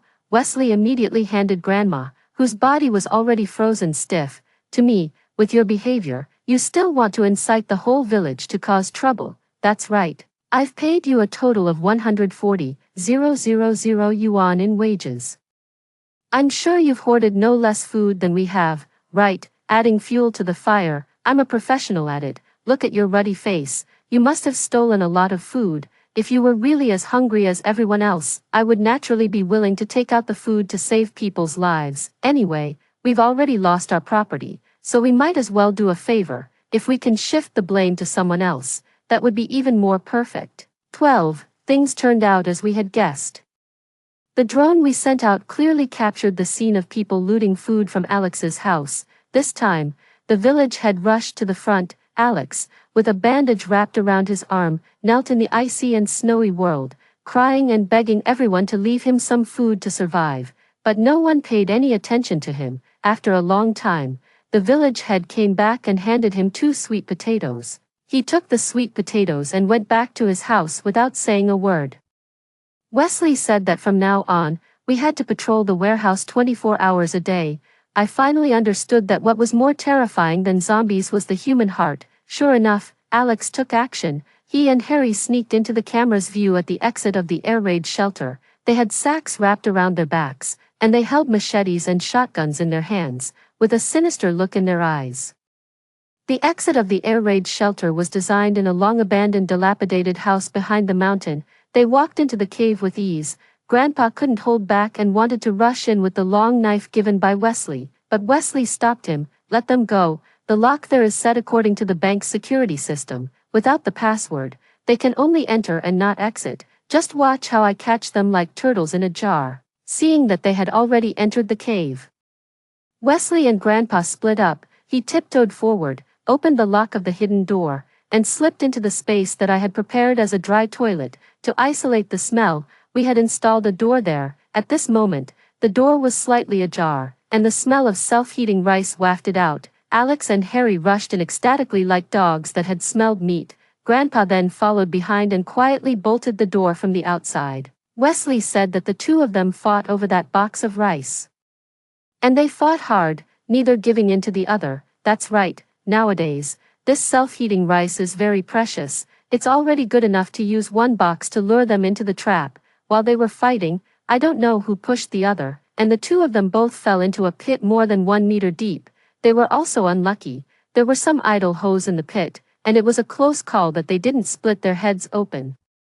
Grandpa described the situation at that time in a serious manner, vividly portraying the image of kind ordinary people. Looking at the two unconscious people, the village head's face turned as black as the bottom of a pot. Village head, I'm afraid the atmosphere in our village needs to be rectified. Everyone here either takes things by force or seizes them. One day this virus will surely pass. How will you account for all this then? Sorry, I'm deliberately kicking someone when they're down. Wesley and I both believe that once this zombie outbreak is over, the country will definitely restore normal order. We, as law-abiding citizens, can't leave any criminal record. Otherwise, just because of Harry's behavior of biting the hand that feeds him, I really want to chop him into mince. We had to go the whole hog. We also gave the village head some antibiotics and cold medicine, of course. We couldn't let Grandma take the risk this time. That wheelchair that could be connected via Bluetooth became a popular item in the village. After all, there were medicines on it that could save people's lives. Those who betray me will be killed, but those who are just trying to survive can't be completely eliminated, because this is the hometown of my grandpa and grandma and the village where I grew up. Wesley watched me arrange everything without taking his eyes off me, and there was undisguised admiration in his eyes. I met his gaze and raised my chin proudly. No one should think they can take advantage of me. My kindness comes with a sharp edge tempered like steel. 13, December 25th, Thursday, the weather cleared up, and the snow began to melt. I don't know if it was because the snow melt made it too cold or if there were too many viruses raging in the air. The number of people in the village decreased to only 57. The village head couldn't sit still anymore. He decided to look for rescue. In the past few days, he could gradually hear news from the outside world on his radio. The government had already dispatched special forces to specifically eliminate zombies. Each city was gradually setting up safety bases. He didn't want to wait for death. We didn't want to leave because, based on my previous life's experience, the countryside was the safest place, at least for now. No one in our village had died at the hands of zombies. This was already incredibly lucky, but many people were on the verge of collapse, and they wanted to go outside to find hope for survival. Wesley didn't say anything, but he asked the village head to leave his youngest grandson behind. Don't you hold a grudge against me for not managing the villagers well, and you're still willing to help me take care of him? A look of ecstasy and countless gratitude flashed across the village head's face. You're a good village head. You saved the lives of all the villagers, Wesley said calmly. When the village head heard these words, he was stunned. Leaning against our pigeon cage, he slid down to the ground and burst into tears. Early the next morning, the village head left with 12 people. He left behind his 3-year-old grandson and a mobile phone. He said that the child's parents were working outside, and it was estimated that they were no longer alive. If the child missed his parents in the future, he could look at the mobile phone. There were old videos in it. The child was named Tiger, but there was no sign of the liveliness that the name might suggest. Due to enduring hunger and cold for a long time, his little face was so thin that it had lost its original shape, and there was an abnormal patch of dark blue under his eyes. Grandma felt extremely sorry for him. She changed him into Andy's old clothes and made a large bowl of milk powder for him. After the child was full, he quickly started calling elder brother and became Andy's little follower. That night, looking at the two little faces sleeping side by side, Wesley gently massaged my back and said casually, as if by accident, after this disaster is over, let's have another child for Andy, a little brother or sister. I gave him a coquettish glance and lowered my head to think of something to say. The atmosphere was so wonderful that it was especially suitable for getting some heartfelt words out or uncovering each other's little secrets. Then I was stunned. I suddenly realized that the large box of sanitary napkins I had stocked up on hadn't even been opened yet. Damn it, I planned everything so carefully, and I even bought several kinds of covers for my diary, but I forgot to buy a pregnancy test strip. However, during this period, the psychological pressure was too great. So it's probably normal that my period was delayed. Wesley didn't know the turmoil in my heart and asked me to stew some beef for Andy tomorrow. I knew that he also craved stewed beef. Every time I wondered why he fell for me, I attributed most of the credit to my cooking skills. Take top-quality beef short ribs, chop them into even small pieces, put a few slices of ginger in cold water, add a little vinegar, and blanch the washed ribs, then wash and drain them again, heat the pot and pour in oil. Add a large amount of ginger slices and stir-fry until fragrant, put in the ribs and stir-fry with cooking wine. When the edges of the meat turn slightly yellow, add bean paste and stir-fry until red oil appears, then pour in an appropriate amount of dark soy sauce, light soy sauce, and oyster sauce for seasoning. After stirring evenly, add water to cover the beef, put in a few frozen tomatoes and stew together, and the beef will be soft, glutinous, fragrant, and melt in the mouth. When the beef is cooked through, add peeled and cubed potatoes and stew together for 10 minutes. Add a small spoonful of sugar to enhance the freshness. Although there are no fresh mint leaves, it's still enough to make people drool. In order to avoid being noticed, I moved the place for cooking hot food to the air raid shelter, but the ventilation in there wasn't very good, and after this meal, the whole cave was filled with the smell of beef. Tiger and Andy ran back and forth at the entrance of the cave, wishing they could just hug the pot and take a bite. The beef soup dispelled the chill that had been lingering in our hearts. Grandpa and Grandma had long-lost smiles on their faces. 14, January 1st, New Year's Day, the new year began, and we take heart, wanting to let the children feel the festive atmosphere. Since we couldn't go out, we could only think of ways to have fun indoors. First, we took out one of the few remaining packs of potato chips to share, and then we needed a piece of dough to make a homemade pizza. We didn't stock up much jam, so we used white sugar instead. There was no oven at home, so we put the pizza dough on the heater and turned it over from time to time.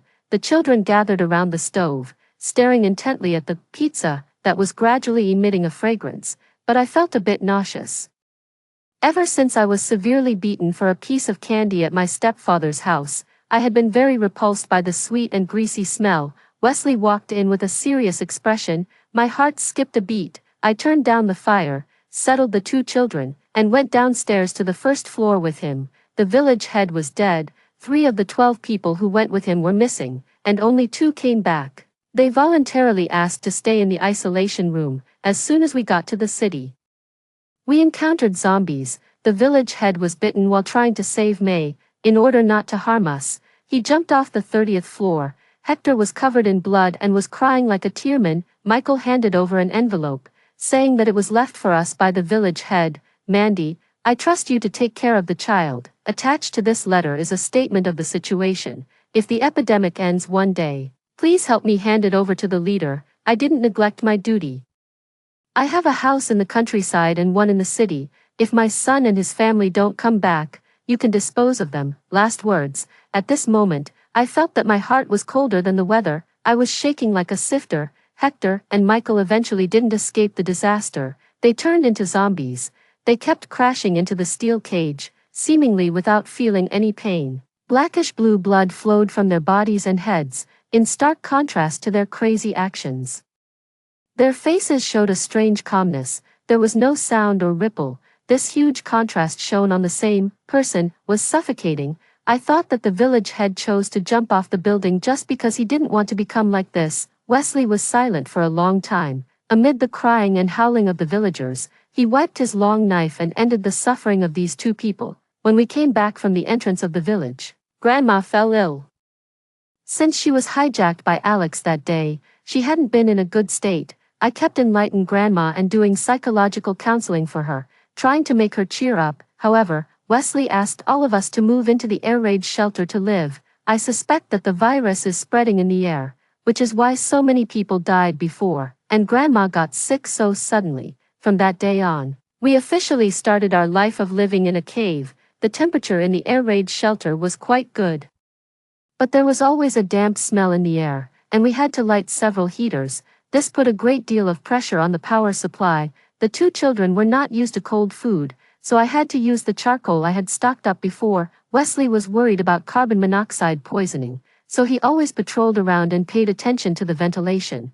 But Grandma's condition didn't improve at all. Every day after putting the children to sleep, I would take over from Grandpa and sit in front of Grandma's quilt. I would wipe her dry lips with a cotton swab, change the hot water bag that wasn't warm enough, and then gently massage her arms and calves, just like she took care of me when I was a child. Late at night, Grandma fell into a deep sleep. Wesley would then pull me into his arms, and the two of us would sit in the silent air raid shelter, roasting a small stove of charcoal fire. Then I would start chatting, talking about my childhood, my unreliable mother, and the beatings I endured when I was a child. At first, Wesley just listened to me, occasionally feeding me a sip of water or patting my back. Later, he also started to talk. My father was a soldier and sacrificed many years ago. My mother is an ordinary rural woman, and she raised me alone. She was very capable and tough, and she could cook very well. She could always make ordinary ingredients in the garden taste really delicious. But my mother didn't understand policies and didn't have much education. When the children in the village called me a fatherless wild child, she would just pick up a firewood stick and go to their houses aggressively to confront them. When she came back home, she would give me a good beating. So, I hated my father very much when I was a child. Why did you have to go and protect others? Why did you have to be a hero? Where were you when your child and wife were being bullied? Wesley's voice became lower and lower as he fell into distant memories, until later, someone found us and brought us back to the city. They sent me to training and wanted to arrange for me to join the army, but I just didn't want to, although I secretly read the books my father left behind when I was a child, and I also secretly dreamed of putting on a military uniform and being a great hero. There was an obvious smile in his voice, as if he saw his naughty self when he was a child. But I wanted more: to marry a beloved girl, have a lovely baby, and live an ordinary life.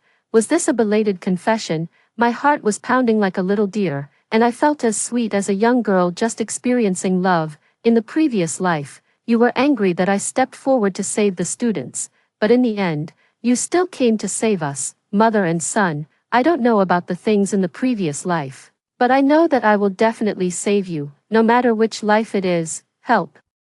The deep affection of a straight man is so profound and mellow that I'm almost drowning in it.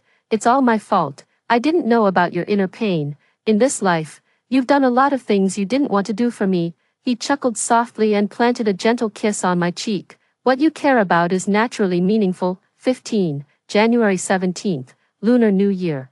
Grandma could finally sit up. The road blocked in front of the village was also dug open by the government rescue troops.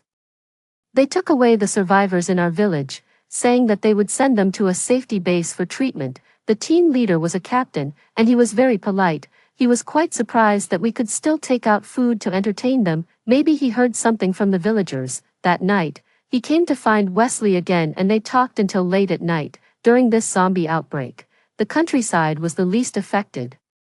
They were going to concentrate their efforts and carry out another, encircling the cities from the countryside. So, are you interested in giving full play to your excellent organizational ability during this disaster and fighting side by side with me? Wesley didn't say anything. You can think about it again. If you're willing, set off with us early tomorrow morning. After seeing off the captain, Wesley remained silent, but I could always feel that his gaze was following me. Oh well. Whoever feels sorry for the other will speak up first. You really want to go? He nodded. Didn't you say you didn't want to be a hero in that life?